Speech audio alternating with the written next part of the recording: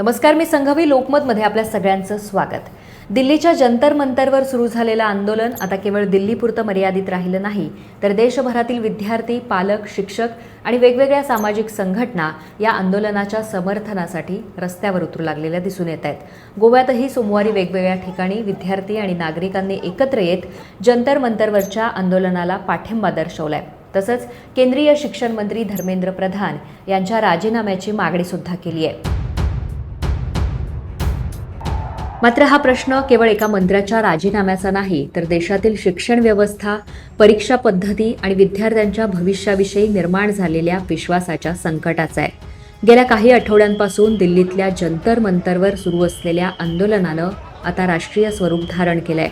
परीक्षांमधील कथित पेपरफुटी, परीक्षा व्यवस्थेतील त्रुटी आणि विद्यार्थ्यांच्या भवितव्याचा प्रश्न उपस्थित करत कॉक्रोच जनता पार्टी या व्यासपीठावरून हे आंदोलन सुरू करण्यात आलं.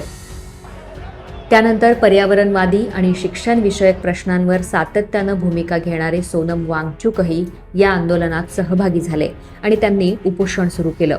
हे उपोषण तब्बल 3 आठवडे चाललं. प्रकृती खालावल्यानं दिल्ली पोलिसांनी त्यांना रुग्णालयात हलवलं. या घटनेनंतर आंदोलनाला आणखी वेग आला. सोनम वांगचुक यांच्यानंतर अभिजित तिपके यांनीही उपोषणाची धुरा सांभाळली. आंदोलनकर्त्यांची मुख्य मागणी एकच होती, ती म्हणजे परीक्षा व्यवस्थेतील कथित गैरव्यवहार प्रकरणी जबाबदारी स्वीकारून केंद्रीय शिक्षण मंत्री धर्मेंद्र प्रधान यांनी राजीनामा द्यावा.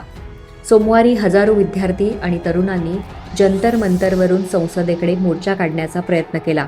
पोलिसांनी बॅरिगेड्स उभारले, अश्रुधारांचा वापर केला आणि अनेक ठिकाणी आंदोलकांना रोखण्याचा प्रयत्न सुद्धा केला. तरीही मोठ्या संख्येनं विद्यार्थी रस्त्यावर उतरले. या आंदोलनाची दखल घेत केंद्र सरकारच्या स्तरावर हालचाली सुरू झाल्या.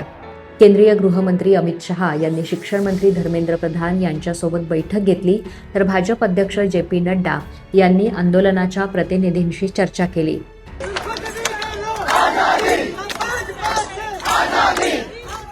त्यानंतर दिल्लीतल्या या आंदोलनाचे पडसाद गोव्यातही उमटलेले दिसून आले. गोव्यात वेगवेगळे सामाजिक कार्यकर्ते, विद्यार्थी आणि नागरिकांनी आंदोलनाला समर्थन देत निदर्शनं केली. दिल्लीतल्या आंदोलनाला नैतिक पाठिंबा व्यक्त करत विद्यार्थ्यांच्या प्रश्नांवर केंद्र सरकारनं तातडीनं निर्णय घ्यावा अशी मागणी करण्यात आली.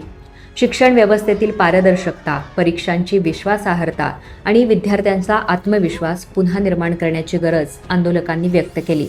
गोव्यातील या निदर्शनांमधून एक संदेश स्पष्टपणे समोर आला. हा संघर्ष केवळ दिल्लीचा नाही, तर देशभरातील विद्यार्थ्यांच्या भविष्यासाठीचा आहे. या आंदोलनाकडे 2 वेगवेगळ्या नजरेतून पाहिलं जात आहे. आंदोलनकर्त्यांचं म्हणणं आहे की वारंवार होणाऱ्या पेपरफुटी, परीक्षा व्यवस्थेतल्या त्रुटी आणि विद्यार्थ्यांवर वाढणारा मानसिक ताण यामुळे जबाबदारी निश्चित होणं आवश्यक आहे. तर सरकारचं म्हणणं आहे की परीक्षा व्यवस्थेत सुधारणा करण्यासाठी पावलं उचलली जात आहेत आणि संबंधित मुद्द्यावर चर्चा सुरू आहे. दिल्लीपासून गोव्यापर्यंत पोहोचलेलं हे आंदोलन केवळ एका राजकीय पक्षाचं किंवा एका व्यक्तीचं राहिलं नाही, तर शिक्षण, पारदर्शकता आणि विद्यार्थ्यांच्या भविष्याविषयी देशभरात सुरू असलेल्या चर्चेचं ते एक प्रतीक बनलंय. आता सगळ्यात महत्त्वाचा प्रश्न असा आहे की सरकार आंदोलनकर्त्यांच्या मागण्यांवर ठोस निर्णय घेणार का, की संवादाऐवजी संघर्षच अधिक तीव्र होणार आहे? याचं उत्तर या आंदोलनाची पुढची दिशा ठरवणार आहे. अशाच माहितीपूर्ण व्हिडिओसाठी आमच्या लोकमत गोवा या YouTube चॅनलला सबस्क्राईब करा. तसंच इन्स्टा आणि फेसबुक पेजला फॉलो करा.